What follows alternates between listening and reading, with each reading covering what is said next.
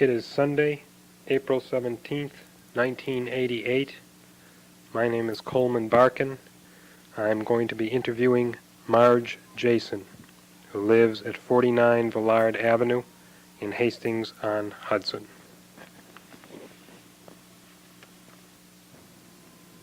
Okay. What I'd like to know is, where did your parents come from? Southwestern Pennsylvania. Were they born there?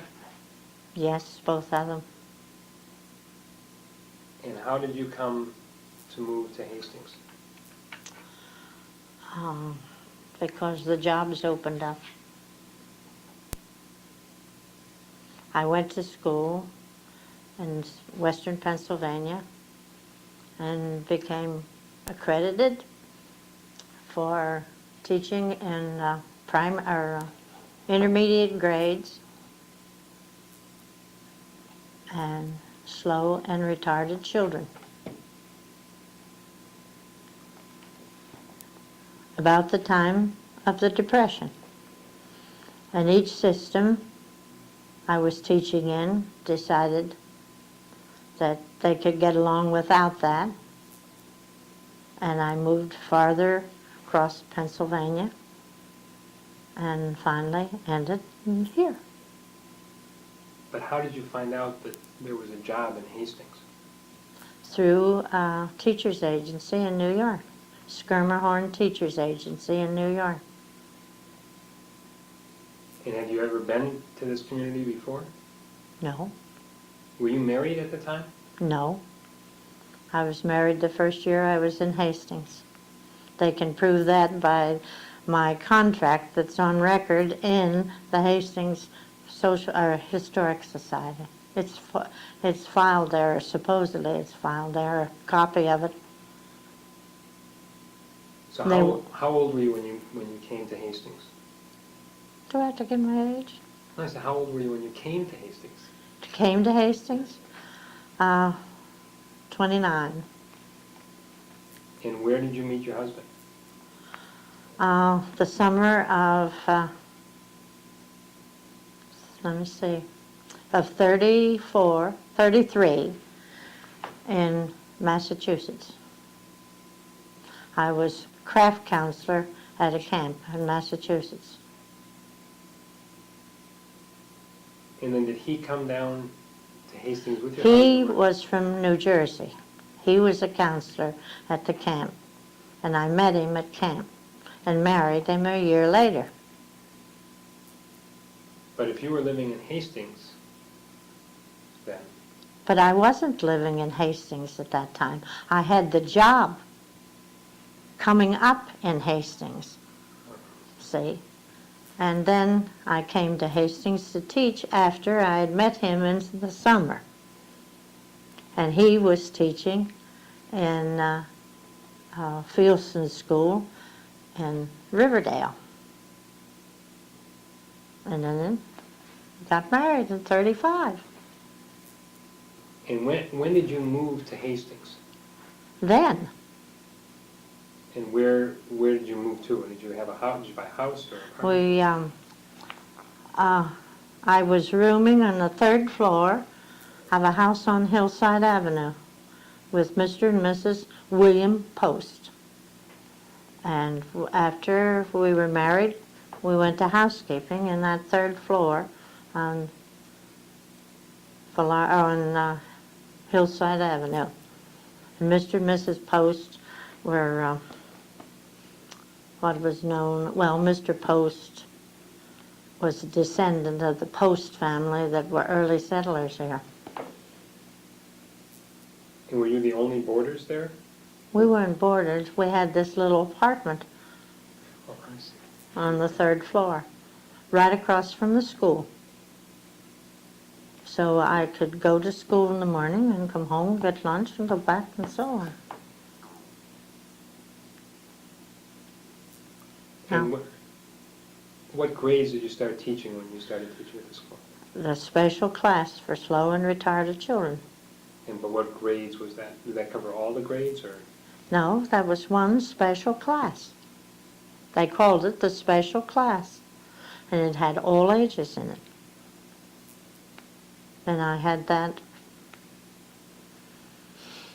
let's see,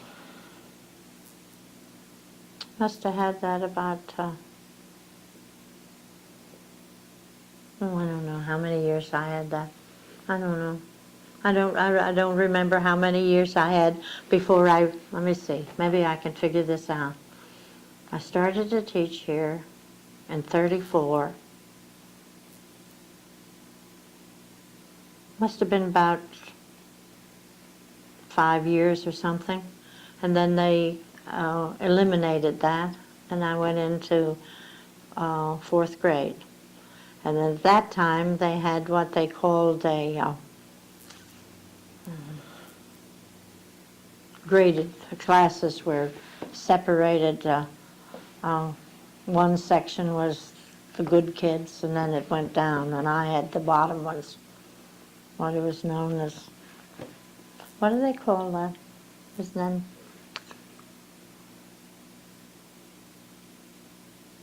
homogeneous grouping? Homogeneous grouping. Heterogeneous is what they have when they're all mixed up.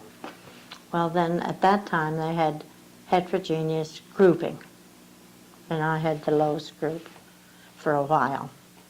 And then I moved on up to the middle grades. But now these weren't sort of dumb kids. These were kids that had problems.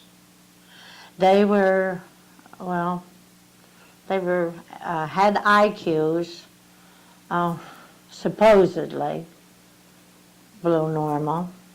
I had one that had an IQ of 50, and I guess maybe they went up in the 80s or something like that. But they were not physically handicapped, they were mentally handicapped. They could do most anything with their hands, so on. It was a mixed group, boys and girls, and different ages. Was that easy for you to handle, or was it difficult? Or? No. It was, you had to have patience, and took a lot of planning, and you had to have background and a lot of things. Of course, I had only had background in crafts and in shop work, and besides academic. Did most public schools have classes set up for mentally handicapped kids at that time? Yes, I moved all the way across Pennsylvania in that, and then moved into New York, and of course I had to get accredited in Albany for that, and then it was just decided that this school, I don't know how many were around in the county, but in this school they decided it was too much money spent for so few pupils. And how many were in your classes? Somebody asked me that today. I think between 12 and 15. And were they, after they left your class, and did most of them stay in the community? Put them back in mainstream school. And were they able to function, or? Not too well. Some of them were old enough to, I suppose you would call workers' papers or something. Some of them were 14, 15. And the one boy, Carol and I were talking about it last night, he's still around. He was the one that got the job cleaning locomotives up at Croton, and came back and told me he was making more money than I was. And some of them, I don't know. He's still here in Hastings. But I don't know where the rest of them are. Did they have a difficult time with the other students? Were they kidded a lot or made fun of or excluded? No, not particularly, no. We were off until one end of the school by ourselves, and right across the hall from Lucille Cogswell's dance class. And no, I don't remember the children being but they may have run across that when they went back into the regular classes, but we weren't bothered. But And in fact, a lot of the children would have liked to have had the experience of having the crafts and the shop work done at that time. And some of the children are really envious of what some of my children were doing. and did they go to the sporting events, the football games, the basketball games, the dances? We didn't have too much of that then. We had playground, but we were self-contained, and what we had in our own room, other than recess time and playing out on the playgrounds and so on. But no, So during recess, it wasn't at the same time as the rest of the school, or? no, not at that time. And did they ever? Usually I could take them out whenever I felt that they needed to do that. Yeah. Were there dances or social gatherings for the kids at all? Not in my class. I don't know what went on in the other classes at that time. And do you know if the kids in your class, were their friends outside your class? Were they in other classes in the mainstream, or were they pretty much? I don't know. I don't know about that. Remember, this is a long time ago. This is 50 years ago. Maybe I can't remember just definitely what went on outside the classroom with them. I don't remember that. Then after you taught there for 4 or 5 years, then what happened? Then I went into middle school. First, let me see, what's the first? I think it was 4th grade I had first. And then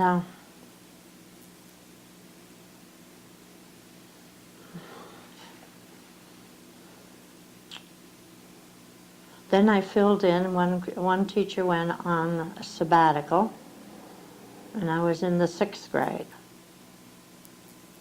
Then I settled down to 5th, and I taught 5th for a number of years.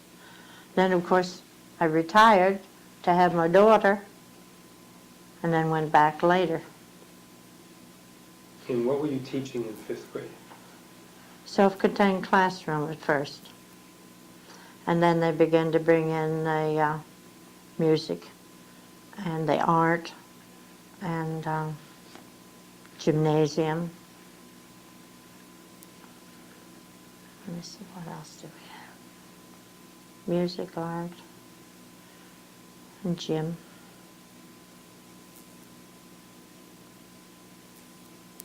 And then they began to bring in a little later on the teachers for children who were having difficulty in reading.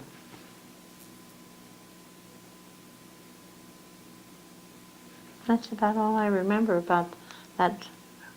And this was during the 40s? Before yes. I retired, but let me see. Was 13 years. 14 years. 34, 14. Yes, was somewhere around 41, 42, something. And how many kids do you have? In the regular grades? No, how many children did you have? in the regular grades. No, your own children. Oh, I just have one. And that's Phyllis. Mm-hmm. She was born in 47. And I think it was 42 that I stopped teaching.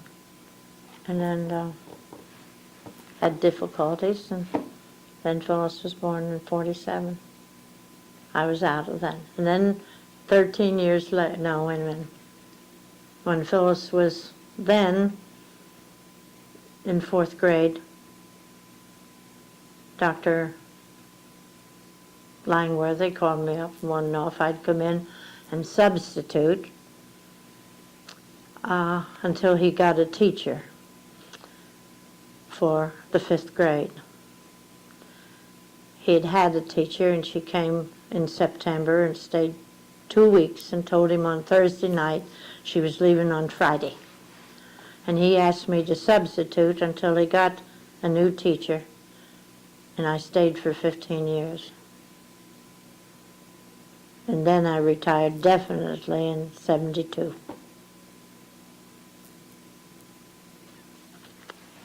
So was there, what did you teach? Did you teach 5th grade also? When I went back? When you went back? Or? Yes, 5th grade. And then 1 year, several of the 6th grade teachers left. And rather than have it all completely new, they asked me if I would move up to 6th, which I did, and I stayed in 6th then for several years of that. I was still teaching 6th when I left. Now, did Phyllis go to the Hastings schools? Mm-hmm. All the way through. Graduated in 60, 65, 66, 67, 60. She graduated in 69. No. Yes. Did she ever have you as a teacher? No, she wouldn't even speak to me in the school. She and her friends would walk along the corridors, and they'd say something, and Phyllis would look the other way. What good? Now, was there a difference when you were teaching at Hillside, Never was at Hillside. or what was the name of the school?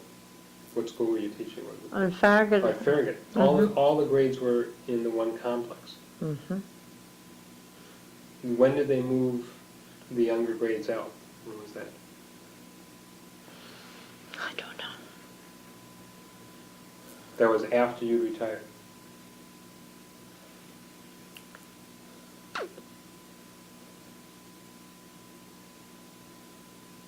No. They moved, I've forgotten when Hillside was built. Did you ever teach at Hillside? No. No. So, well, when you were teaching at Farragut, the first, after you left the special classes and went in to teach 5th grade, then you retired, Mm-hmm. and then you came back. Was there a difference in the teaching Oh, yes. between the two Yes. two It periods? was different administration. Entirely. In what way? Well, when I came here, Dr. Hopkins was administrator and had a very, very good reputation as a schoolman. And we had Mrs. Bean as a elementary principal. There was never another principal like her. She ruled with an iron hand. And she knew minutely everything that was going on in the schoolroom, when it should be and when it, so on. And then when I retired and came back, it was entirely different administration. Dr. Langworthy was the superintendent then. And let me see, who was Was Ken Reese? Yes, Ken Reese was principal then, when I went back to teach.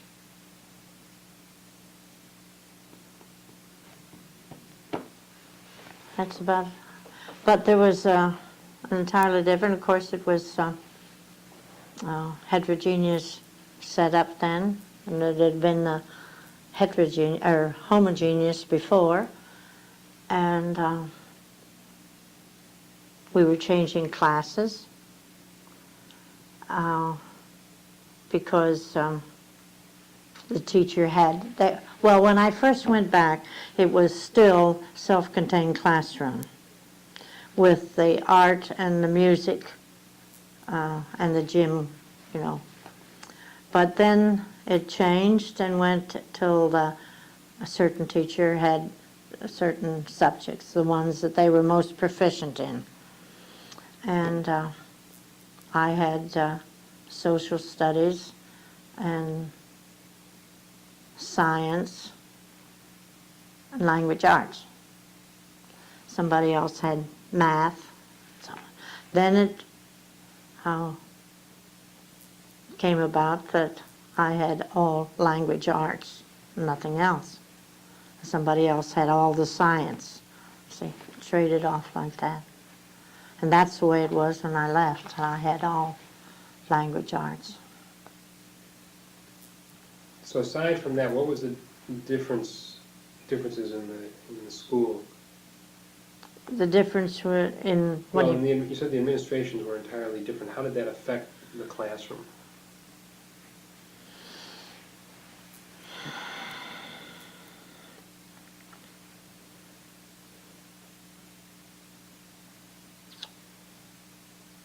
Well,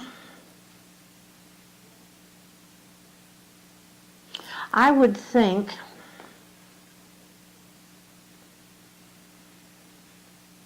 that probably when, in the earlier part of my teaching over here, a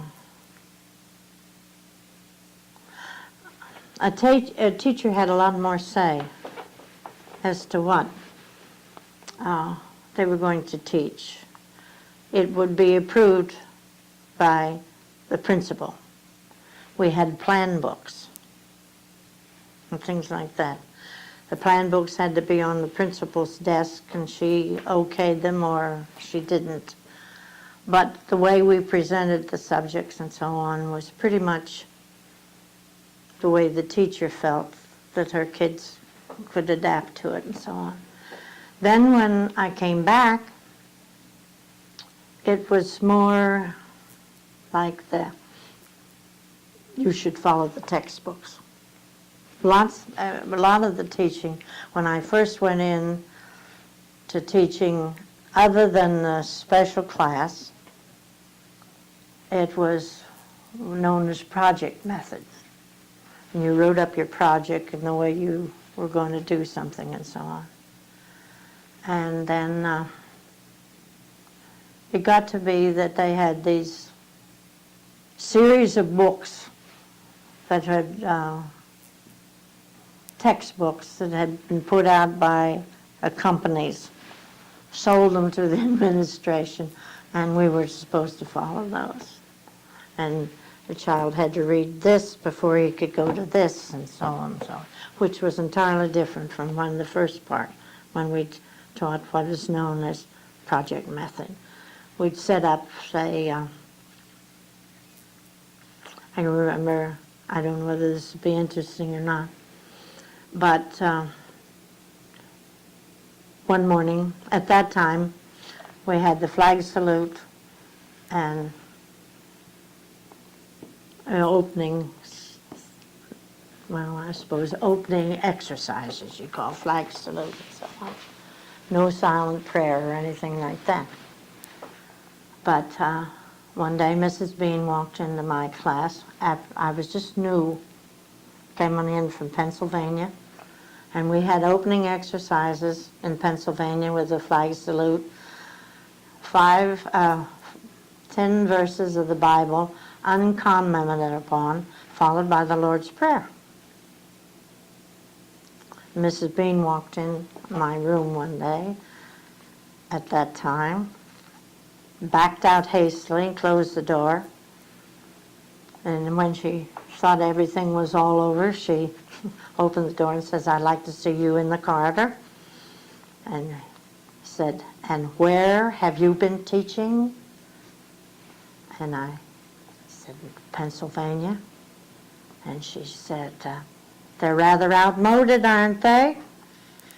We don't do things like that in Hastings." And so I learned that we didn't have opening exercises with the Bible reading. That was one thing. But one morning in the 5th grade, I had the flag salute. We always had the flag salute. And one of the boys was supposed to pick up the flag and hold it in front while we saluted. And there was a bat on the flag. And we became so interested in that flag that I threw out all my lesson plans, and we made out a project on bats, and we studied bats. And the children were so interested in it that we went really far afield, tied everything, writing, research, math, everything in with this. And one of the children's father worked or was associated with the New York Times. And he began to do some research in the Times morgue, I think they call it. And he found articles on bats back at the time of the Civil War. And he brought and found out that bats, or the lack of bats, had helped to defeat the South. In that the South were using the bat guana from a cave on the western side of the Mississippi River. And when General Grant cut off that section of the country, they didn't have the guana to make the gunpowder. Now that was an article that was written in. Well, when we first started this bat project, it wasn't in the plan book. And it went through Mrs. Bean to the principal to the school board, but I wasn't following directions. But when some of the parents and some of the children showed their enthusiasm, why, I didn't lose my job. Remember oh no, you wouldn't know her, Mrs. Moordock. She was a lady, or she was president of of the school board. And she came into the classroom to see what all this fuss was about, because I had shoved aside this plan book. Now, that didn't matter when I went back to the second time to teach. You know, that was one of the differences. Those plan books were the Bible when I first came here. But you took advantage, and the next time, if something like that came up, you took advantage of it, see? And nothing was thought about it. And your plan books weren't that rigid. See? Those were differences. Which did you prefer? I preferred the new way best, even though it was interesting to do the project method, but you had to have it written up, and you were supposed to be doing so-and-so at the same time. It was much, well, I thought it gave the children more leeway to go out on their own and, you know, instead of having to follow the textbooks like we did later on. We didn't have to follow the textbooks if we could, you know, like in one social studies project, I remember in the first sixth grade that I taught after I was finished with the special class, we did a social studies on England, or British Isles. And we brought in, then we were having what was known as assembly programs. And each class was supposed to put on an assembly program in the auditorium for the rest of the school sometime during the year. And our class decided that we would do an assembly program on all of the things that we could attribute in our country that had come from the British Isles, even to the square dancing and so on and so forth like that. We built different things in the classroom that told about the British Isles. And that year had just followed when they had a fire in the old Farragut, or the Washington building, which is the one that faces or comes toward Hillside. You know, it's this way. And they had to renovate the room, and it had all new slates on the blackboard and so on, and an all new floor. And we sort of damaged the floor because we built the... Is this what you want? Yeah.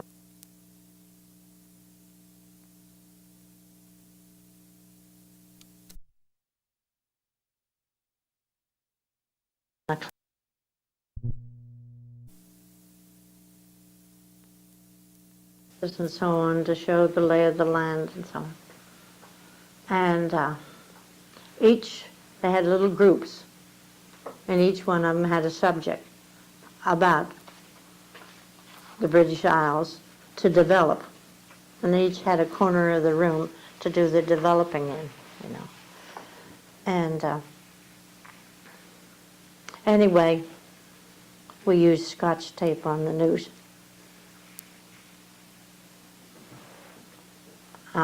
Blackboards. And we had a very, very competent, I suppose you'd call it, superintendent of the custodians. And he found out that we had Scotch tape pictures to the new boards and would ruined him, and he went to the superintendent and told him what we were doing. The superintendent went to the principal, and the principal was very much enthusiastic about this project that we were doing and the way we were doing it. But the custodian said we were ruining the new floors and everything with our sandboxes and so on. And Mrs. Bean said, if you could see those children breaking down the doors to get in the morning to work on their projects, you wouldn't worry about the floors. But anyway, we finished the project, and our finishing thing was our assembly program. And right in the middle of our square dancing that we were showing what we had learned about British Isles and their influence on our own country, they stopped the assembly and made us go and clean the room. Who did that? I don't know who did it, but it had to be done. And we couldn't leave the school that night until we finished cleaning that room. We scrubbed the floor, we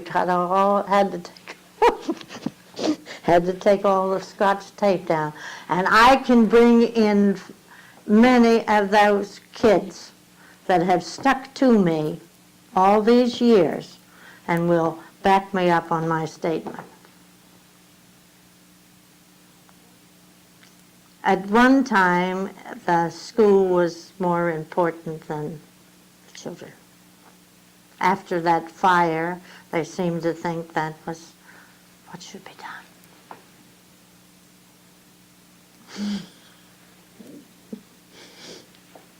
When did the fire happen?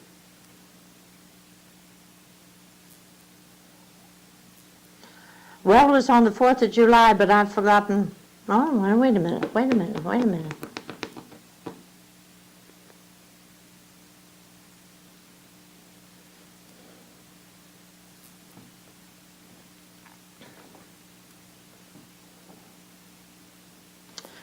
was that? What was the date? The 4th of July. The firemen used to practice going up ladders and so on the school buildings. And they had had this practice period, and some people thought maybe that had been the cause of it, that they had maybe dropped a cigarette or something, you know. A lot of people, I don't know what they finally came out to say what was the cause, but the building caught fire that night and sort of gutted the inside, and they had to redo the whole, but I don't remember the year. I know it was the 4th of July, and they couldn't tell whether it was the cigarettes or whether somebody's rocket, you know, the fireworks during the 4th of July celebration, which it was. But there was a lot of gossip as to the firemen and their cigarettes and against the rockets or something, you know, the fireworks. Was this in the early 50s or? No, it was earlier than that. But I don't know. I can't tell you. I can't pinpoint the date. That could be found over at school. They'd know that, but can't remember that date. And were they able to fix the school before it started again? Mm-hmm. That's when we went back in the fall, you see, and the room was all new and so on. It wasn't too much, but out of that fire, there was sort of an attic in the Farragut building, and also in the Washington building, and also in the Farragut building, where we kept costumes and so on. And from year to year, so we wouldn't have to have the mothers help us make new ones each year for our assembly programs and for the other things that we used costumes for. And the firemen came in and made us clear out every one of those, and a lot of them were burned. Because fire laws then began to come in, you see. Yeah. What was the Washington building? What was the Washington building? Well, that's the one I was just talking about that comes, see, Farragut building comes this way, and then Washington building comes out this way, and the high school and the other thing, and the gym comes on out this way. This was the building. Let me see, what do they have in there now? Are you familiar with the Farragut building that goes into what was known as the administration building at one time? You see, Farragut building goes here, goes right into what was known as the administration building, and then the high school went over and turned, and then where the gym is and so on that end. This is the one that comes, the Washington building is the one that's right in the middle and turns toward Hillside Avenue. It's Farragut, I think, is the oldest building, and Washington was next. The Farragut building is the one that's on Farragut. Mm-hmm. And the Washington building is the one that's on Farragut. Okay. And then You know, the playground back of Farragut that comes this way, well, then this is Washington building over here. They may have another name for it now, but that's what it was called, and I think it's still called the Washington building. So that's on Hillside Avenue. It comes out the end of Washington is almost right on Hillside. And then in between that and where the high school comes around is what their court. And that's what they wanted to do something with that court.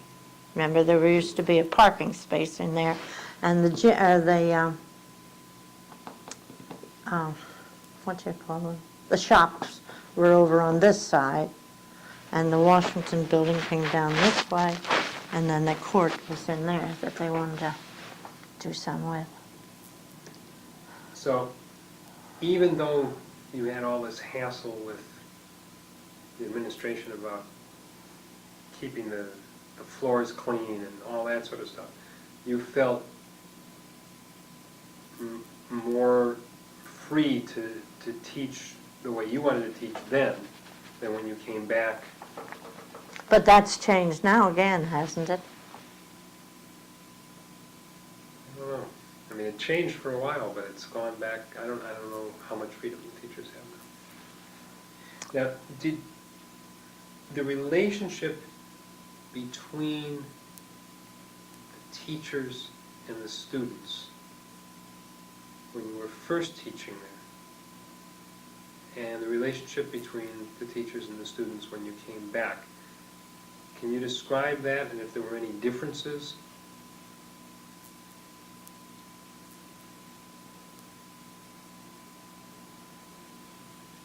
Yes, I think so. I think there was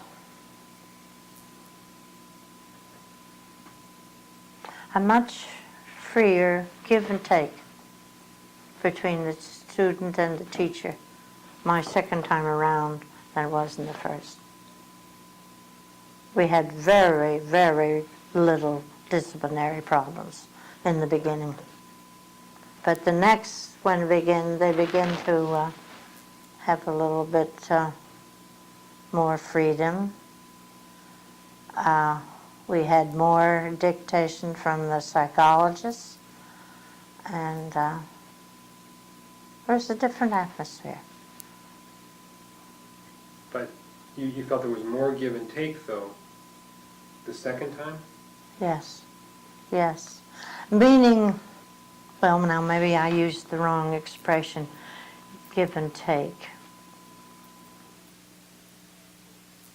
The children were more open and ready to say things back to the teachers that they wouldn't have done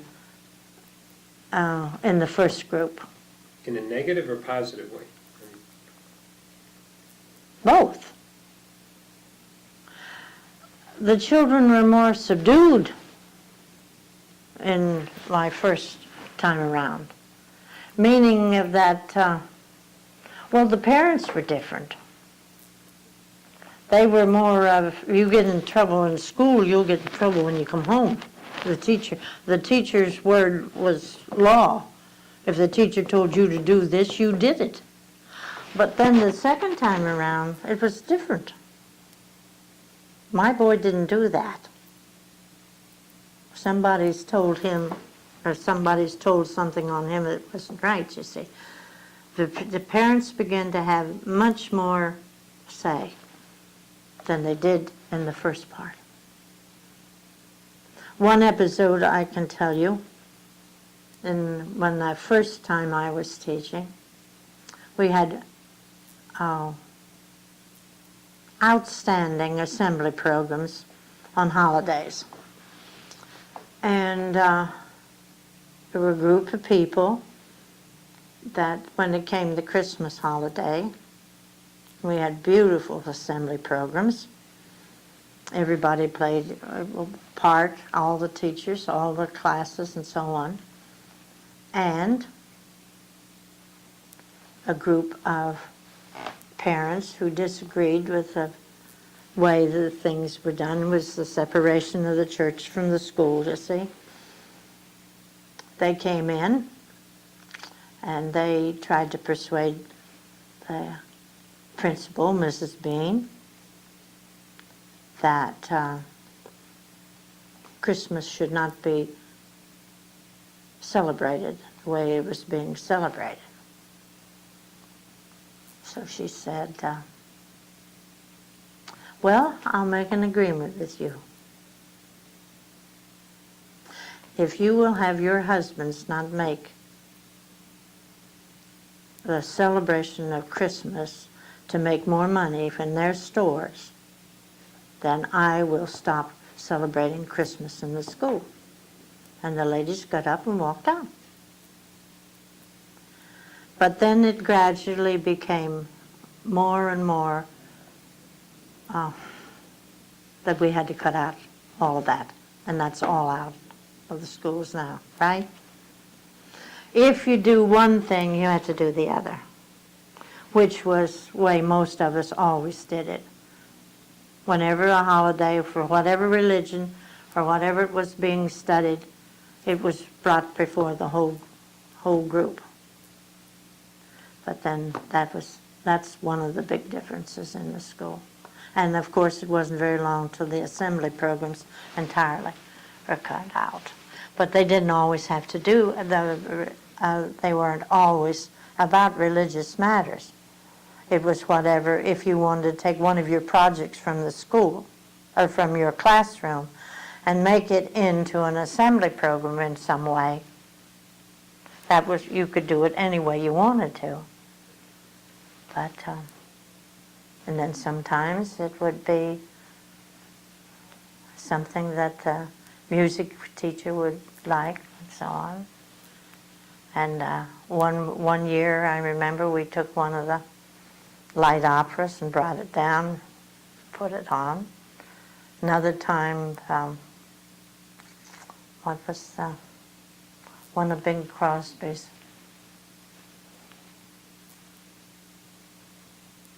I can't remember what it was, but anyway, our class wrote that up and used his songs, but built a story around it, things like that, when you were just working on something on an assembly program.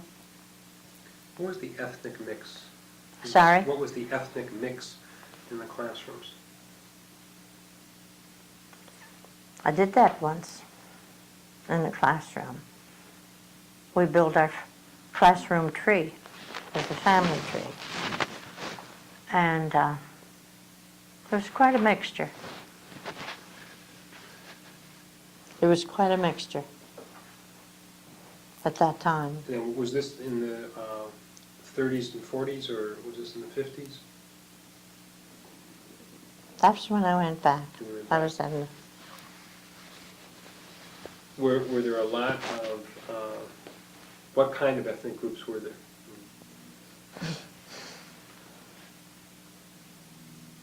Well, mostly I think we did, at that time, from what country our parents or ancestry had been.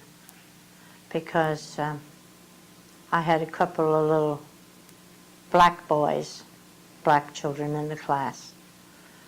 And one of the boys, his mother was teaching in the high school at that time. And she came to me and she said, we really don't know. She says, what shall we say? What country we came? And I said, well, why don't you just put Africa? It went over. Nobody paid any attention to it. We had this great big tree built just to see how different languages and backgrounds that we'd come from. Just to show what United States was more or less a melting pot. That's what we wanted to show. Where were the other kids from? Oh, all over. You mean, what do you mean? Where do they have? Their other backgrounds. Well, all over Europe. And I had one little Chinese boy, and let me see, how many, but most of it was European. Different sections of European, Italian. I had some Portuguese. I remember that. But all together, I can't remember all of them. And But it was a mixture, was really. that true the first time you were teaching also? Was there a mixture of ethnic groups and racial groups? Mhm. But as I told you before, when I came here, they said there were 67% of people in the school were of foreign-born parentage. I mean, this was the first generation. Their parents had been foreign-born. That was when we had the Cinzers and Anaconda and all those places where they'd brought in the foreign workers. But whether that was definite, I don't know. But that's what they told me, 67%. In my class, that first special class,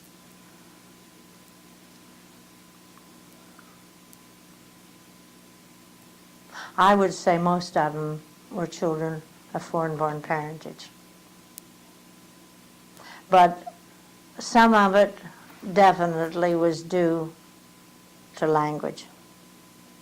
You know what I mean? Their parents didn't know enough of English to, because some of them went on and did very well later on. You wouldn't think of them being, I know one boy went into the Army and rose very rapidly up to being an officer, and other people did the same thing, but there's still some in Hastings that didn't go very far. But it was a mixture in that too. So that some of the kids in your special education class weren't mentally handicapped, they were deficient in English. Well, learning abilities in that they were handicapped by language, because the language that they spoke at home was different from the English language that we were teaching in school. So that once they learned English and then they were put back into the mainstream, they didn't have any problems. Didn't have, maybe they didn't go as high as they'd been if they had, you know, been American born. They were American born, but I don't mean that, but if the language in their home had been English, you know, they had handicaps too. And they were anxious to learn English, and they didn't want to have to use the language that was spoken at home because that set them apart. And I tried to tell them it was a wonderful thing to be able to speak two languages. But I don't know. Maybe that helped, maybe it didn't, I don't know. But that was my idea because I had always wanted to be able to speak another language. But Now, in the late 30s, when you were teaching at Farragut, were there blacks also going to school at that time? I didn't have any blacks up until I went back. So it was in the 50s then? Yes. And were their parents, they were teachers? Now wait a minute, in 50s. 15 years. Subtract 15 from 72, what do you get? 50s? 50, 55, 56 or something 56. along in there. And then there were just a few blacks, not many. And were there, they But- lived in Hastings? Did their families live in Hastings? No, I think the first blacks I had in school in Hastings were when they were bringing in from St. Christopher's. At one time, they brought children from St. Christopher's if the administration there felt that they could profit and could mix in with the school children here. And I think the first blacks were from St. Christopher when they came into the school here. And how were they received by the other teachers and students? I don't remember any feeling. They didn't stay very long. For some reason or other, it didn't. That integration didn't last too long. But I don't remember why it was stopped. I don't remember that. But I had one little boy that was a crackerjack pocket picker. No, Dr. Alquist was the principal when I first went back, not Ken Reese. Ken Reese followed Dr. Alquist. But this little boy came in from St. Christopher's. Very likable little fellow. But he was proud of being able to pick pockets. And I had told Dr. Alquist about it. And that there was, he always returned everything he did, but he just wanted to show his skill. And I told Dr. Alquist about it. And he said, "Are you sure?" And I said, "Oh, yes, I'm sure." So Dr. Alquist came into my room one day to talk to me at my desk. And I was sitting at my desk, and he told me not to get up. And he was sort of bending over, and he was a man your height anyway. And I just gave the wink to this little fellow, and he came just right around and just as slick as a whistle. I took Dr. Alquist's wallet right out of his pocket and I went on back and sat down in his chair, or his desk, And Dr. Alquist finished telling me what he wanted, or asking me what he wanted, and he left. And just as he went out the door, I said, "Dr. Alquist, do you have your wallet?"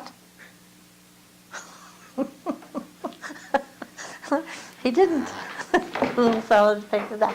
Of course, then I don't know whether that was one of the things that sort of squelched the integration of the people or not, but they didn't stay too long. I think this little fellow finished the school year, but I don't remember whether they came back or not the next year. We have children, too, come from Graham's at that time, and I don't think they do anymore, do they? See, I've sort of been out of it now, so. And were there any Asian, you mentioned one Chinese, but were there other Asian kids that were going to The school? one I had was the little Asian boy or something. His parents were connected with the UN and were just temporarily located here. And when was that? That was after I went back. The boy's name was Jody Lee. But they lived up in the Heights at that time. But they were connected with the UN. He was a very bright little fellow. And parents were, of course, representative of their country, but I don't know whether they were Chinese or what Oriental they were, but they were different. And was he accepted socially among Oh, the other yes. kids? Oh, the yes. other kids also? He was that kind of child that he could have made his way anywhere.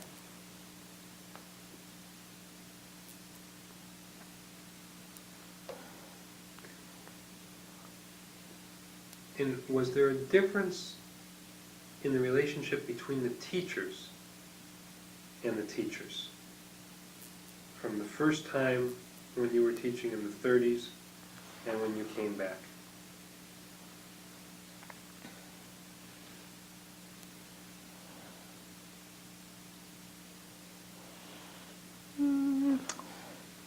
Not in the beginning, when I returned, but toward the end of my tenure, there had been a change. There was a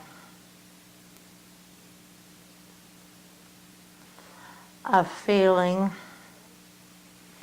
that among the older teachers, that the new teachers were not dedicated, and new teachers felt that the old teachers were out of style as much as the bustle was, you know.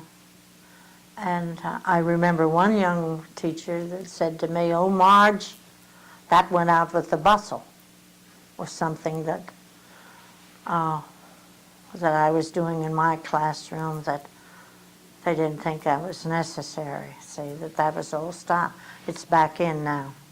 What was that? Oh, something about language program, you know, grammar, knowing the parts of speech and so on. That they didn't think that was necessary, and even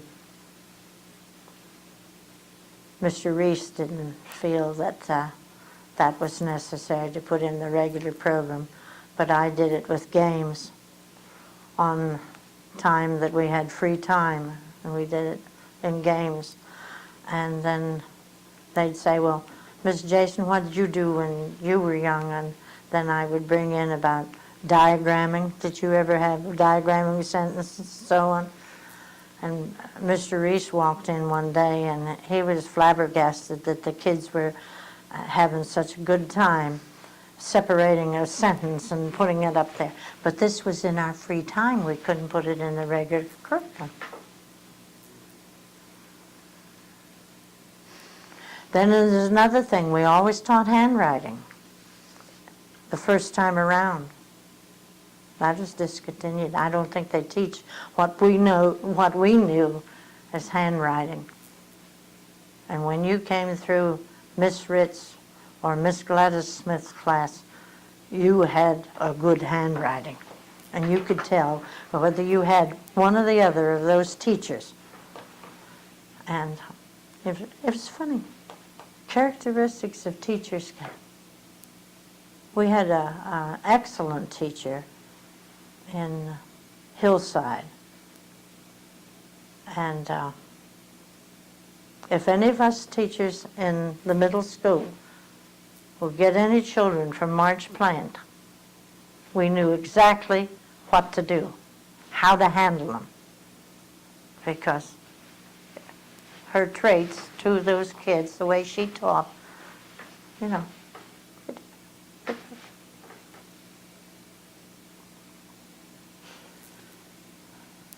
And did you have problems with the administration? I mean, beyond cleaning up of the floors and stuff like that?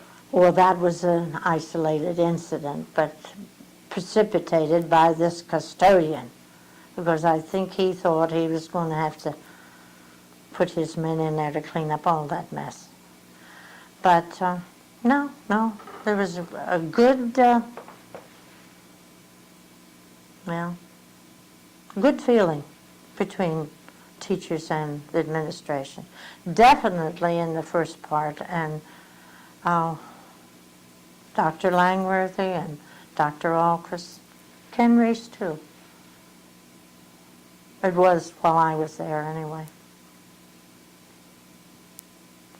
I don't think it's that way now, but then from what I hear via the grapevine, but that's only hearsay. Why do you think there was that good rapport?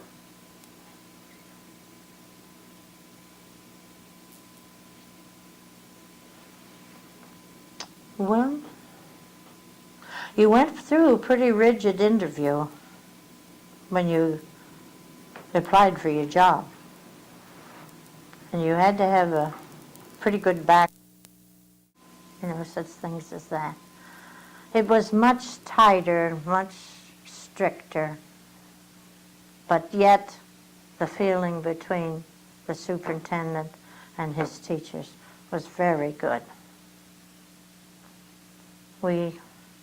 And then another thing, at that time in Hastings, the school was what do I say? A group of its own. The teachers were not accepted too well socially with the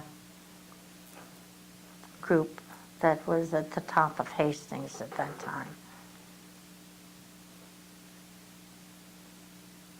You know, some of the things that I was telling you the other day about one lady saying that she thought the teachers should be grateful to be invited to their homes.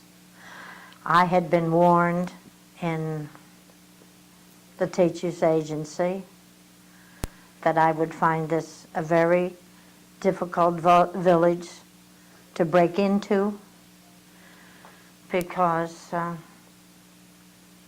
well, I don't know why they felt that way, but I agreed with them because the first year or so I was here in Hastings, I knew very few people outside of the people I met at the church and the school.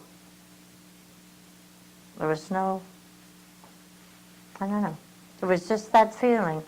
The teachers were the public servants, and that was it.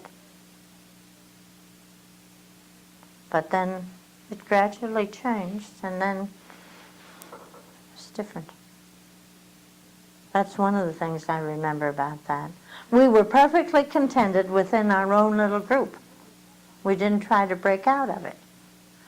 Our social life and everything was sort of concentrated within our own group. We were sometimes invited to parents' homes, but not as much as it became more so later on. And then, when I went back to teaching, I had children of Mayor McEachran, and the parents would go on trips with us and so on. In our social studies, when we were studying the United States, we'd go to Philadelphia to see Independence Hall and so on, go for the whole day, and the parents would go with us. I don't know whether they still do that now. The first time I was here, that would be unheard of. We wouldn't be able to handle the children in that kind of, supposedly. They never gave us a chance in the first group. But we had a good school. And the children learned, and they went on to make their mark. But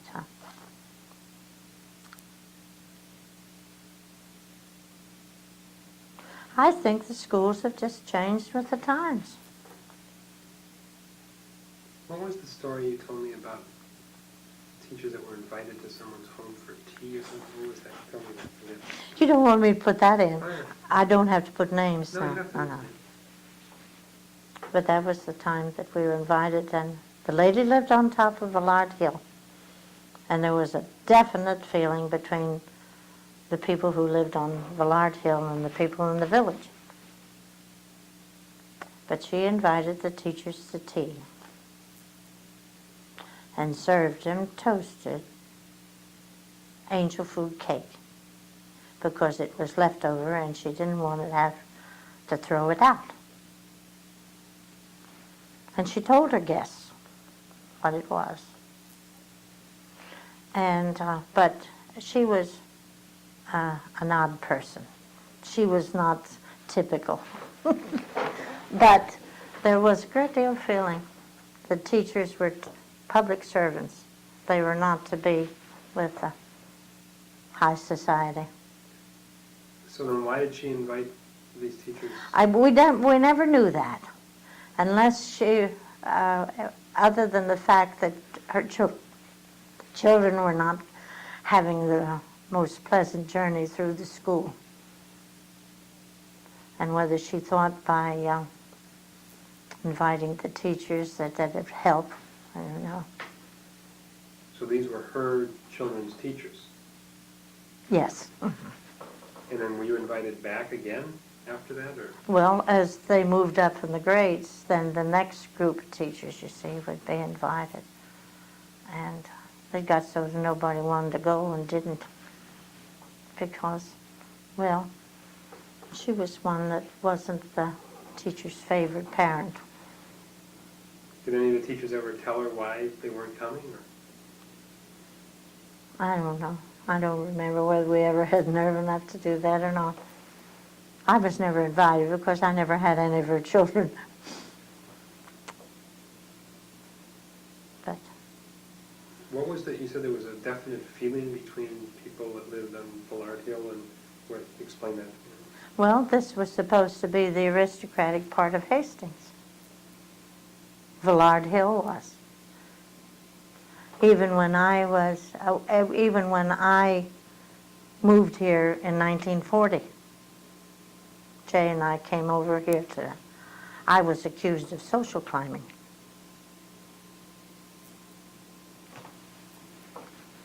That's right. Because the president of the school board was living right next door. I was social climbing. When did you move to this home? 1940. So did that create an irritation with the other teachers? No, Well, who accused you of social climbing? a parent. The teachers were breaking out of their molds, you see, moving to Villard Avenue. It was the only house in Hastings that we could afford to rent. What were the other sections of Hastings? You mentioned something about the Heights. What was that? Hastings That's Heights? Hudson Heights. Hudson Heights. That's the one up over Mount Hope Boulevard. That's called Hudson Heights. And how did that differ from Villard? No. I don't know. I don't remember that. And then there was Uniontown. There's a section called Uniontown. And then there was the section that is now known as Shadowlawn, which came into being since I've been here. That was the old Fraser estate at the time that I moved here. And then, of course, when all the Frasers left, that was broken up in and became Shadowlawn. So how would you describe the differences and how would you differentiate between the different sections?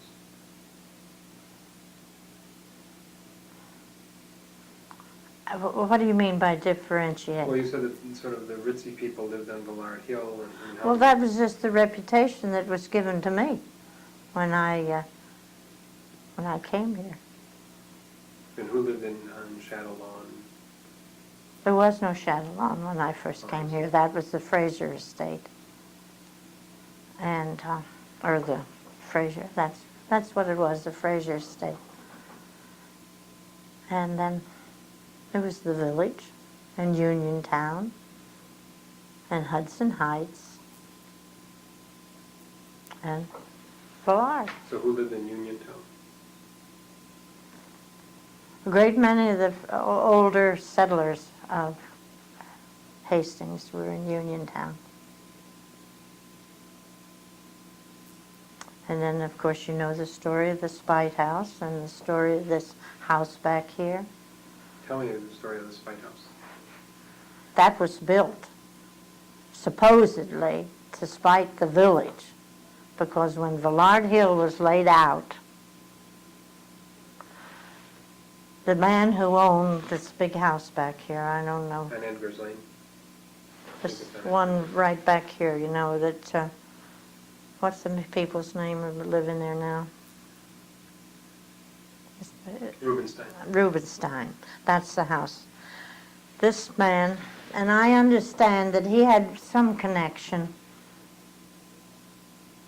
with the stage or movies or something. And he wanted Villard Hill, what is now Villard Avenue, was no name then. He wanted it to be laid out and come past this house. And Henri Villard was at the top of the hill here. And when this was laid out, Sorry. Okay. when this was laid out, Villard Avenue went up this way and refused to go up this way, see. And he supposedly built this cold water flat for Spite, and it was known for years, and still, among the older people, still is known as the Spite House, even though it's been renovated and it's not a cold water flat anymore. It's still among the people of my early days here as the Spite House. So that was built by the man who owned the home that the Rubensteins now live in. So he had that whole piece of property. Mm-hmm. And then you know the big house up here on the corner that the Foglers lived in? Well, you know where that big house has just been built up there, that on the corner of Calumet? You know, that big wooden house that's just been in there. Well, that was part of the Fogler estate. And the Fogler estate was one time, was built, I think, and owned by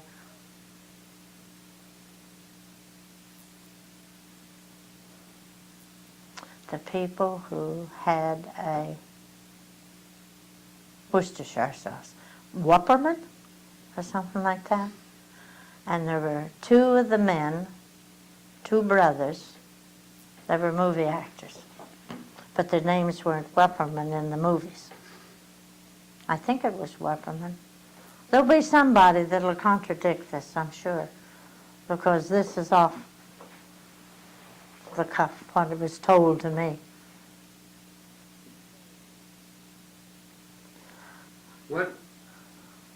What was the atmosphere in the village of Hastings during the Depression?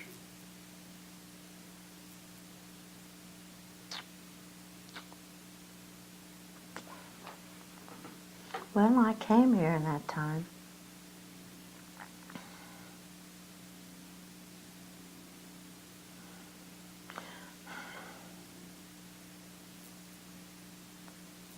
I don't know whether I can answer that or not.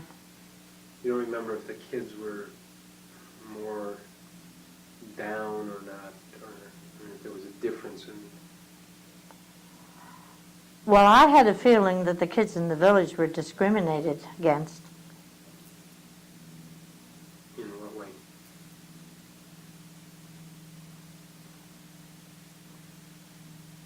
Well,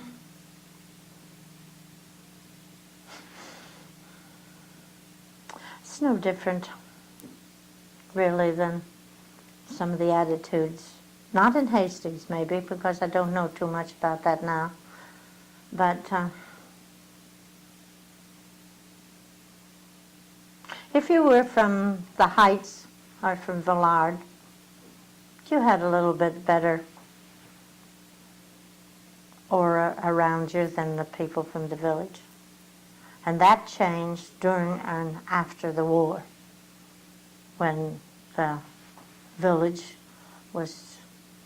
showed their true colors, and it was just as good, if not better, than the people from the other sections of Hastings. There was a difference, definitely. I remember one family definitely, and I heard one of the teachers in the guidance department make the statement, "Look what we did to those two children. Look what we made out of those two," when they're just from the village. So it was in part of the school, that feeling was too. And I wasn't in, when I first came with this special class group, I had to make my way too. And there was a difference between the high school teachers and the elementary school teachers. The high school teachers had a higher salary rating than the elementary teachers. And it was years later that they had the general salary schedule that people began to recognize that it was important to have good elementary teachers the same as it had to be the high school teachers. So did you feel that the teachers discriminated against the kids depending upon... In my class? No, not in your class, but the other teachers. That they would discriminate against kids depending upon where They lived in the town? Other teachers will tell you that too. In what ways? Well, just like making remarks, just like that one that I said. Whether they would go out of their way to do more for the people who lived in better areas or better housing or something like that.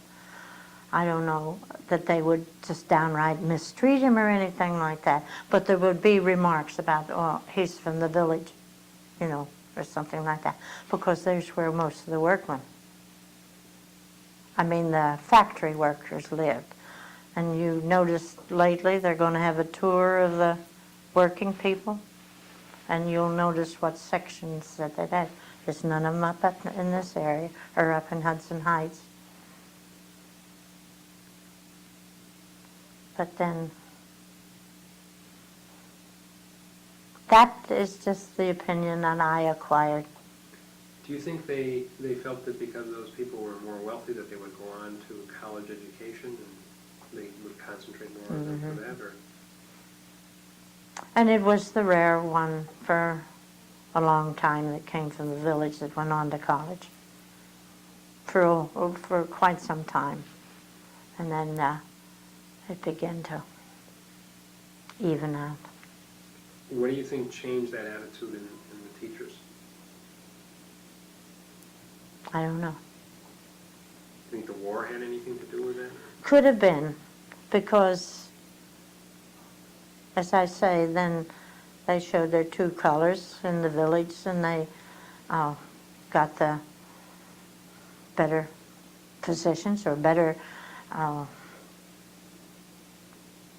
grades in the Army, or better jobs wherever they entered into the war effort. They worked out better. And some other people didn't do so well. And some of the people that lived on the hill. Mm-hmm. A lot of them came up 4Fs and so on, and the village people they were always feeling about they didn't live well and they weren't fed right and all this, that, and the other. When it came to health examinations and so on, the village beat out the people on the hill. Just things like that. Did the classes that you taught have different personalities? Oh, yes. Any teacher will tell you that. Every class has a personality. And some classes will fade and the teacher won't remember, and the next one will live right through to the end. I don't know what it is. It's just a grouping that comes together. I have a class that we just had our 40th anniversary, October a year ago. And we've stuck together. I hear from them. And then I've had other classes that I can't even remember. That's right. One class I remember definitely. We had such a good time because we had a science project and we built it on Star Trek. And we planned it. The class and I planned it together. And we had to have an examination to be able to go on this trip. We had to plan what clothing, design our clothing. We talked about our food. We did all this. We had one good time.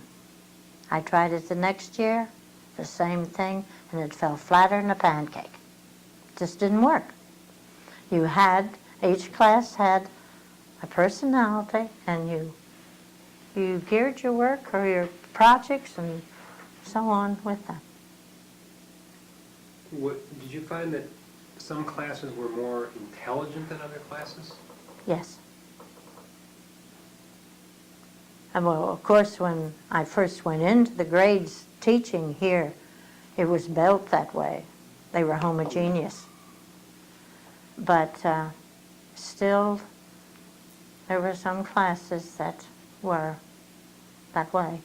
Even though they were shuffled, for some reason or other, they would stand out. And when it was heterogeneous, was there one class that stood out as the smartest class or the dumbest class? Yes. The teachers knew it. I don't know whether the kids knew it or not, but the teachers knew it. This one class that I'm just now telling you about that has stuck with me, that was one of the top classes. But it had children from all sections of Hastings. It wasn't just from Villard, but they were from the village, but they were just a good class. And what about the other spectrum? Was there one class that stands out in your mind that was... Yes, I have one of those too. And that was the time that I think the people that are around that time and will never forget the assembly program that we put on, because we built a museum. And it was built on the life of an American Indian. And we had the kids took the parts of the statues, you might say, of the museum. And we had one little fellow, I'll never forget him as long as I live. I never knew him to smile. And in our play, we called him Chief Poker Face. But we had two little kids that were visiting the museum, you see. And they came into the museum and they had just walked and had seen all these things, and they were just so tired that they sat down to rest and they went to sleep, supposedly, you see. And then all the museum figures came alive. And it was a fantastic little play, and that was the bottom section in the 4th grade.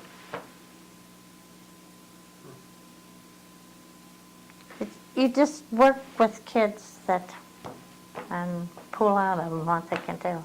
But I can still see that little poker face standing. Funny. Do you still see that person in town? I don't know. I often wondered whatever became of him. I really did. Funny. Some children leave their footprints on the sands of time, you know, and others don't. It's the way of the world. Now, when you stopped teaching, then you were not teaching during the McCarthy period.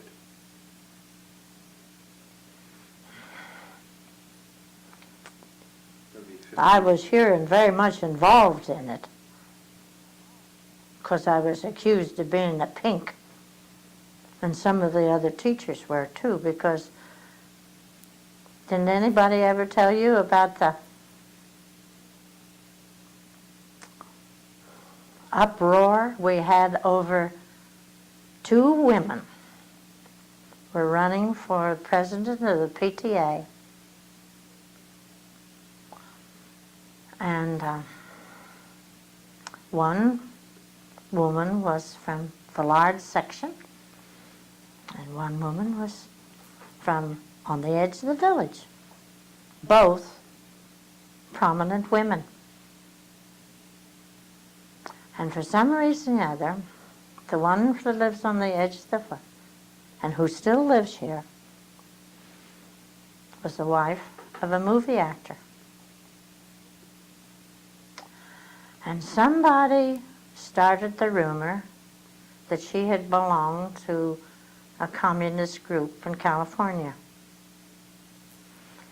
She had in the beginning belonged to that. But soon as she found where its goal was, she retired. But in the McCarthy area, that stuck. Once you were, see, well, the both women were put up for president of the PTA. It split the village apart. It really did.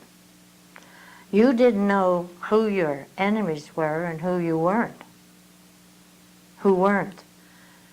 And even split the school. Because some of the teachers went for one side, some of the teachers went for others. And I and a lot of others, Jay and I and a lot of other families, were in favor of the teacher, or the one that was in the village.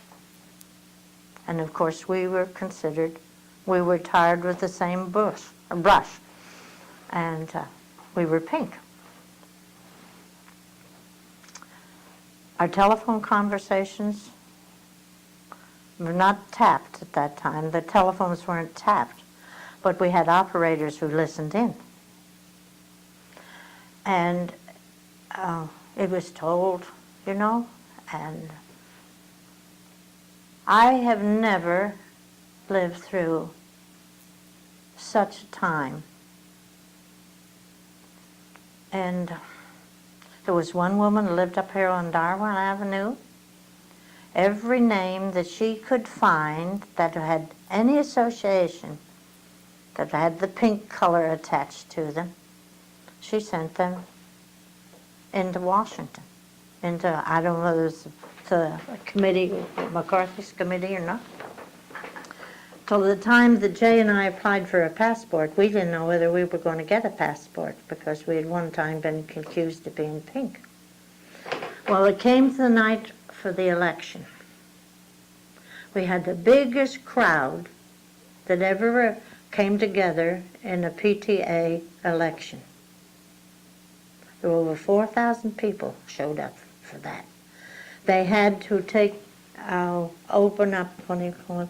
Well, anyway, they had to open up the gym. The auditorium wouldn't hold them. And so when it came for the two women to present their, and to be able to vote, you had to have paid your PTA dues. And when it came to the ladies to present their platform or so on, the lady from the pink side resigned. She said that it was not her wish to do anything that would destroy the village, and went on and told what her idea was, that she hoped by her withdrawing that the village would come back together and, whatever that was. And it made the people who were against her, they wanted their money back from the dues. So then that carried on to years later, when Jay and I went into the camping business, and we had a young lady apply to be our horse riding instructor. And she was to come here to interview us. And coming here, she realized that she had a college roommate that lived in Hastings. Well, that college roommate happened to be the daughter of the chosen one for the PTA. And they cautioned her. Now, this was years later. They cautioned her about connecting with us because we had been labeled pink. That was a wild time in Hastings, really. It was pitiful. You wouldn't believe that some intelligent people did and caused during that time. It was unbelievable. Every place we seemed to go, we were known. We knew what they were.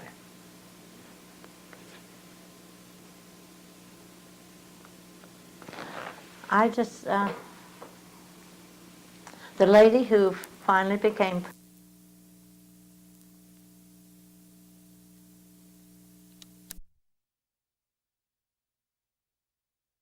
next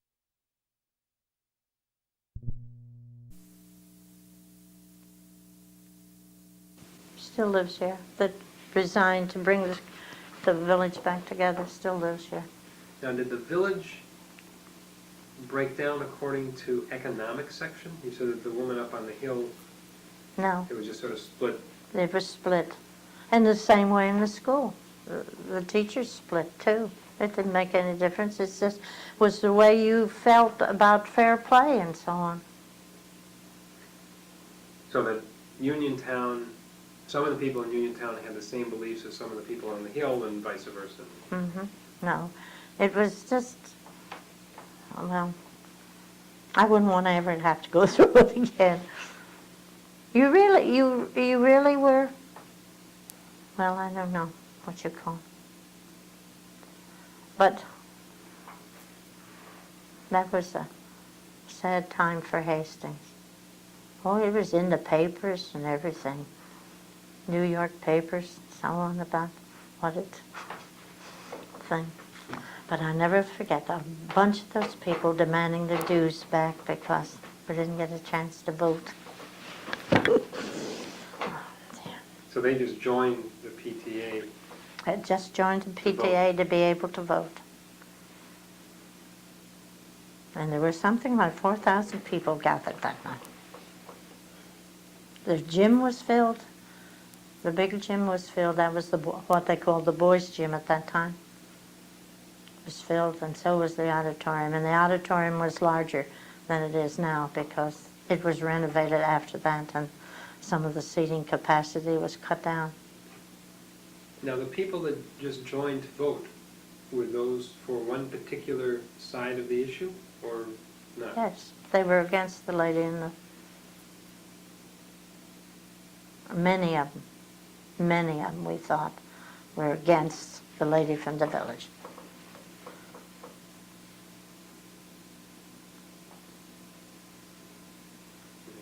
But the only thing that I remember about, you asked me something about in wartime, was the civilian defense system. And of course there is, what you might call a civilian defense person on nearly every street who had to go out when the siren went off, you know, to see whether all lights were out and such. And I was an operator at the village, at the municipal building, telephone operator. And I had to sleep with my clothes right beside the bed.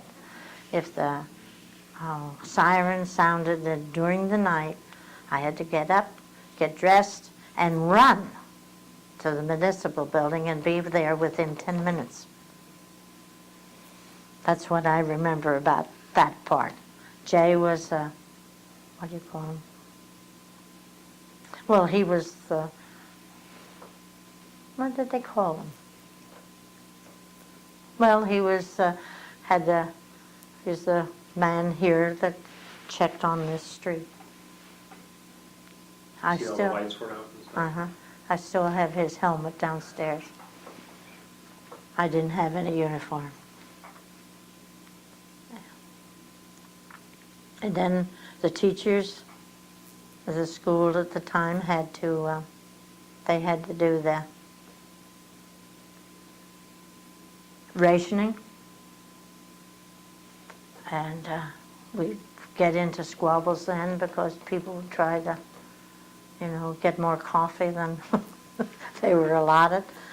And we had to go through a first aid course. And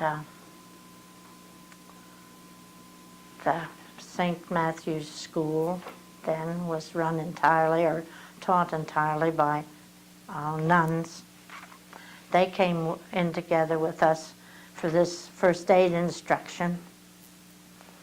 And I remember one particular thing, that after we get through being taught how to take care of a person who had a broken leg, we had to demonstrate on another member of the group to see whether we had the thing down pat according to what the instructor thought we should have. And I was assigned to a nun.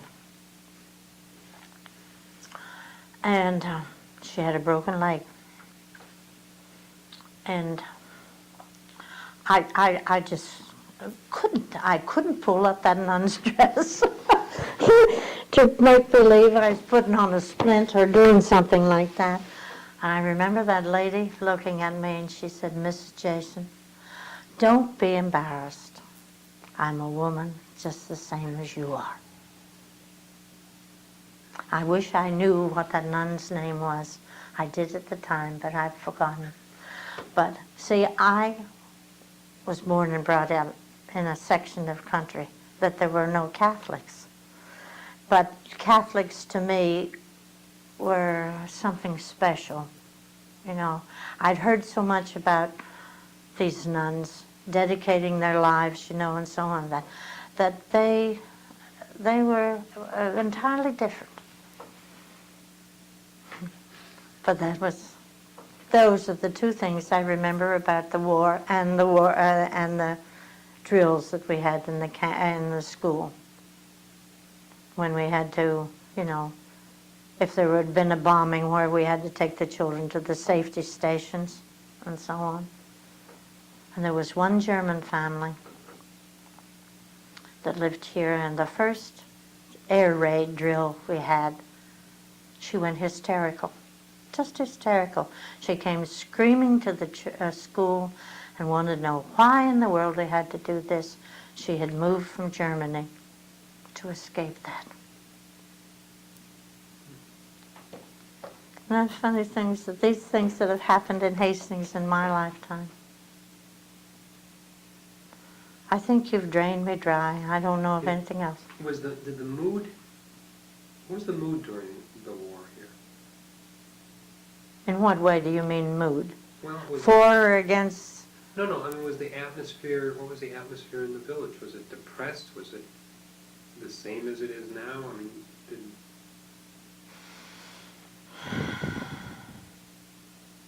No, I think the whole village came together as a cooperative thing, really.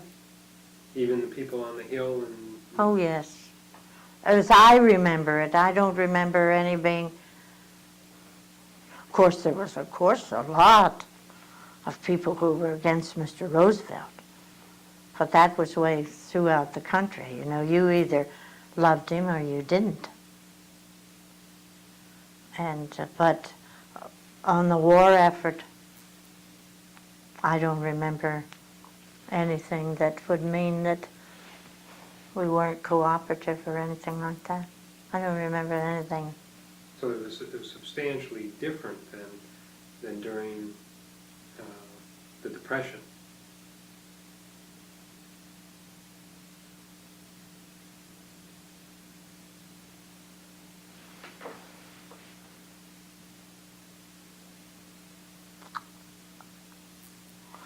I don't know whether I know just exactly what you mean, the difference between the time and Depression and... Well, you had said that there was this sort of antagonistic feeling between the people on the hill and the people in the village. Not an antagonist. Skip it. Oh, it was a class feeling, but I don't think it meant antagonistic. No.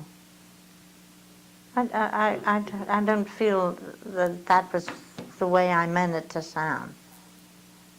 It was more of a feeling that, well, the difference between a worker and a professional person, because the professional people were all up in this area, see, or in the Heights, and it was the worker group that was down there. And it was just that feeling between them. Now, did the professional people work in New York City? A great many of them, yes. The workers lived A great many here. of people up in here at that time were professors, or were associated with colleges, or architects, or something like that. Say. So the village came together during the World War II The whole thing, I think. and split during the McCarthy era. And how? And then what happened during Vietnam? I don't really remember too much about that area. I don't. Other than the fact that that was the time that, let me see, that was in the 60s, early 60s, wasn't it? Well, that was just about the time that Phyllis was.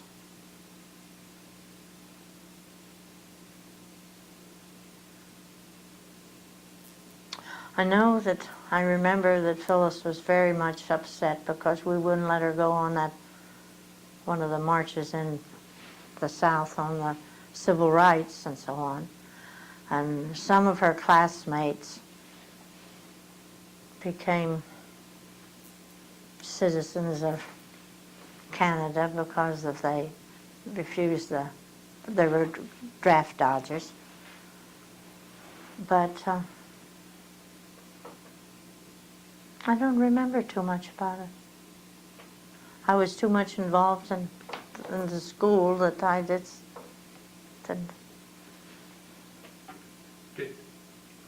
Has Hastings changed physically since when you first came here in the 30s and now?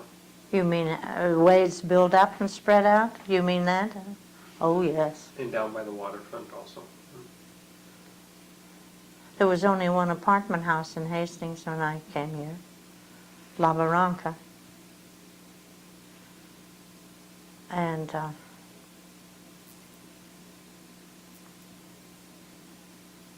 Villard Hill stopped.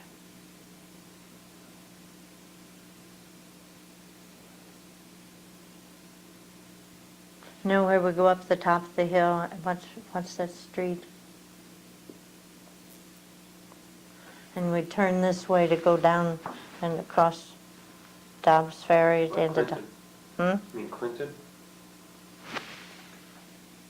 Bard turns into Clinton. Yes, well, you know where it turns into Clinton. Buildings had stopped there. That was still the Villard estate at that time. And that's all been built up. I remember becoming very friendly with a real estate agent at that time because Jay and I had ideas of building our own home or doing something like that, you know, how youth dream. And we were going around with this lady, realtor, and she was going somewhere. She would take us with her when she would be going, you know, to look over things. And there was one lot up on top of Villard that Jay and I thought, oh, that'll be a beautiful place. And she said, yes, that'll be beautiful. Do you know how much that lot costs? And when she told us then what it cost then, we thought it was outrageous. So we lost our dreams. But there's been a great deal of building up on this side and on over there. And the Hudson Heights stopped about the top of Mount Hope Boulevard. We used to go back up in there for picnics and so on. That's all built up. Chatillon has built up. That was to replace the Fraser estate, the upper part of it anyway. And what is now Hastings Village, condominiums and so on. That was just one street there with little houses on it. And of course all the rest of the apartments have built since I've been here. Christie Estate was down here where the 555 and 565. The A&P wasn't there. There was a row of stepped houses down Main Street where the bank building is now there. Of course, there was no youth center. There was no library. The library was in the municipal building. I think of anything else. When you lived here on the Lard, who lived on your block? What ethnic groups and that, do you know? You mean people, or you want their name, family names, is that it, or what? Well, both. I mean, I just want to know if there was an ethnic mixture in the 40s that lived around here. Let me see. People by the name of Brinton lived over here, and he was a banker. Mr. Lansert lived next. When I came here, Mr. Lansert was next door. Dr. Bradley, a professor, lived on the corner where that beautiful rock garden is now. Mr. Mitchell lived here. Mr. Harvey lived next. Forgotten the people who moved in before Miss Kelly.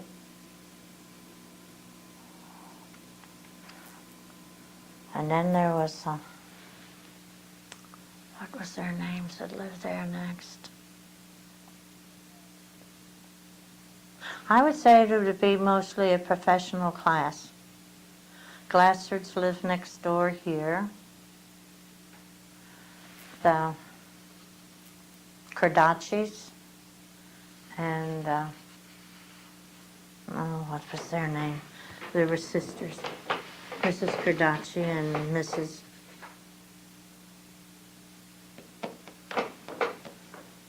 Oh, that names escape me. Wasn't Ferrera, that wasn't the name. Something similar to that. First, Mrs. Kardachi's sister. And then, yes, I would say there was bankers and other professional people lived all around here in this area. And they're all gone. Did you socialize with them? Somewhat. Some of them. I had to make my way before I could social climb.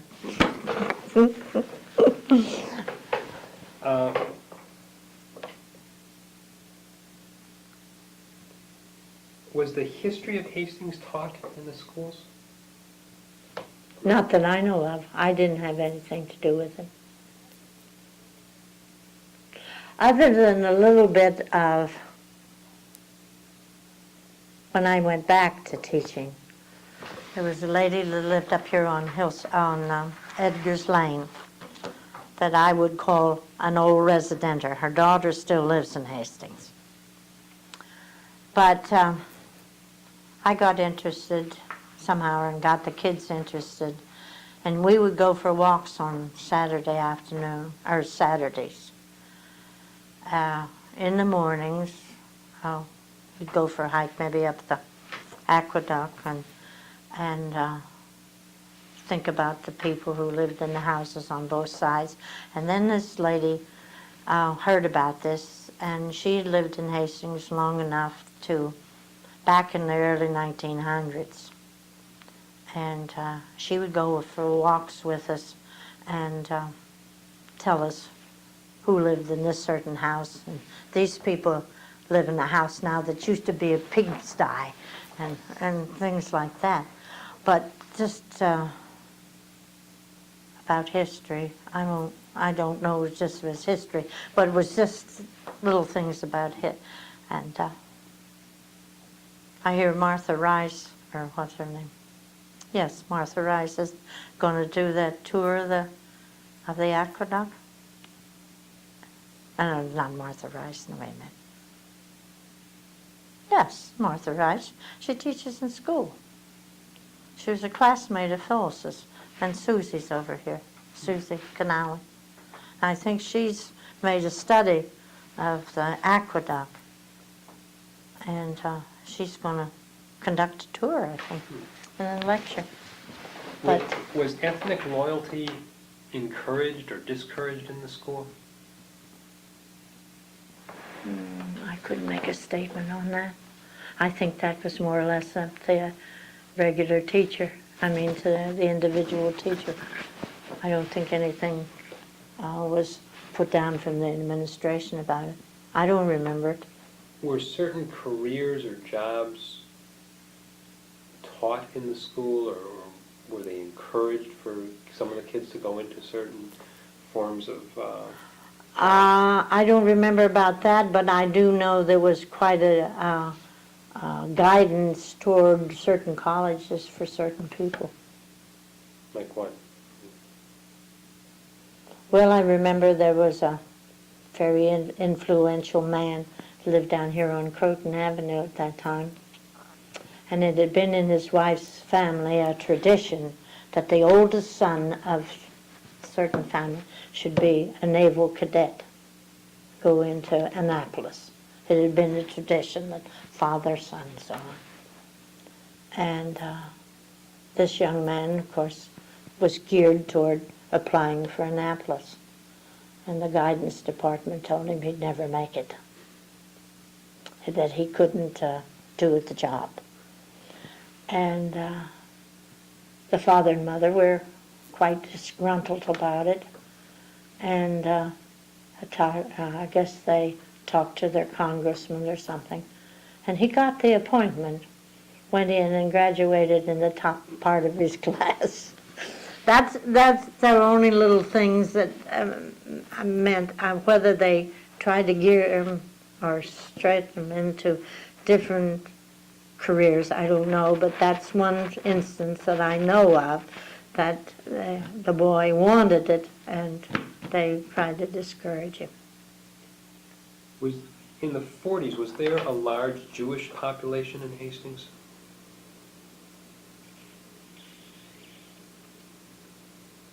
No, I would say not.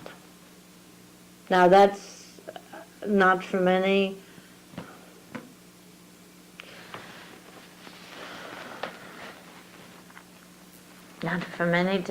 statistics that I know of, but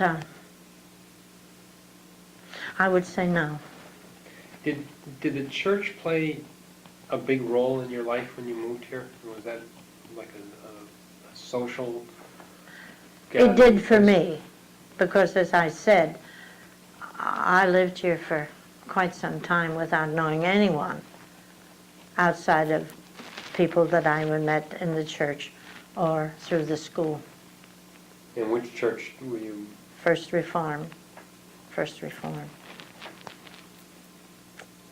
And why did you pick... First Reformed? Yeah. Because of the people with whom I was rooming with, living with in their home. They were First Reformers, and I had come from more or less a Presbyterian background, and for some reason or other I met some people who were Presbyterians, and they sent their minister to interview us about coming into the Presbyterian church, and he got off on the wrong foot because he was too strict for Jay and me, and we kind of liked some of the people that we had met through the First Reformed Church. We did not become members of it until Mr. Bostonbrook came here. And we liked Mr. Bostonbrook, and we both went into the church, and we've been in there since. Who were the people you were rooming with? People by the name of Post Oh, on that's right, I see. Hillside Avenue. And he was a descendant of the Post family that had been here in Hastings for years and years. And his wife was a Vinson, who was also an early settler that owned a great deal of the land down here at Reynolds Field. Were the religious services ever held on the waterfront? Not to my knowledge. Were there any religious services held on the waterfront? Not that I ever knew. Not since that I know of. There might have been a sunrise service or something like that for someone, but I don't remember that. Did the First Reform focus in on a particular ethnic group, and was there a number of different ethnic groups that belonged there?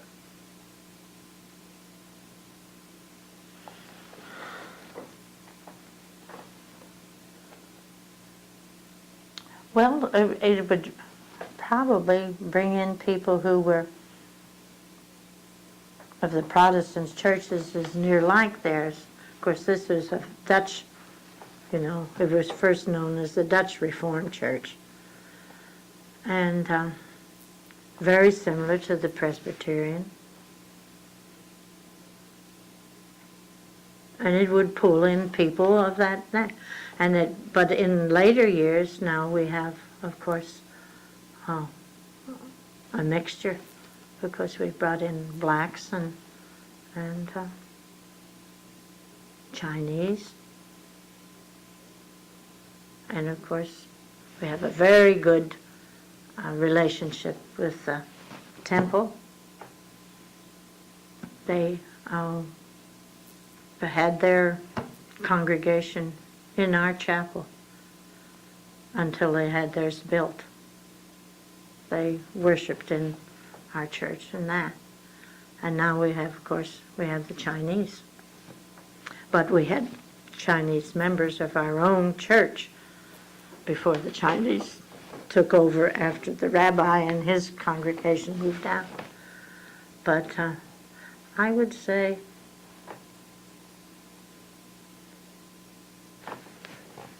I don't know whether just what congregation would be. I know there are some German people. I know there are some Scotch-Irish people. I know there are Dutch people in it and things like. If you mean that as an ethnic mixture. Where is the church? Has it always been in the same spot? And where is it located? Right over here on the corner. The one on the five-way. See, there's the Episcopal, Dutch Reform, and the Luther. So it's on Broadway? Well, it's part of Broadway. It faces on Broadway and on Farragut. It's on the corner. It's the one that comes right at there's we always call it the five-way light, and there's a point comes down there, and the First Reformed Church sits up there. Did they ever get involved in the unionization, in anti-union activities or pro-union activities during the 40s or any time like that? I don't know.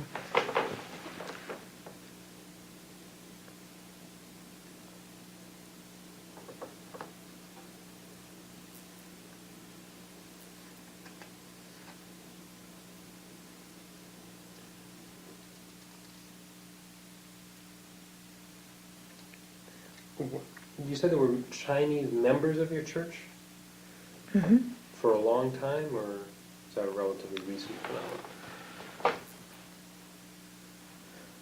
No, they had been in the church some time. In fact, I think the lady still comes now. I think she was connected with the UN in some way. Do people that belong to that church only live in the village or the tri-village area, or do they come from farther away? No, mostly in the Tri-Village area. We had someone come from Scarsdale the other day to have their child baptized, but mostly it's just right around here. It's one of the first churches that was here in Hastings. When was it founded? When did it start? Let me see. Oh, heavens. I can't tell you how far. But we've celebrated or recognized, I think it's 150, between 125 and 150, because we celebrated the 125th, but I don't know how long ago. But it's one of the oldest churches in here, by one of the founders or one of the early residents. Fraser was one of them. That was in Lafergie, and those people whose names are on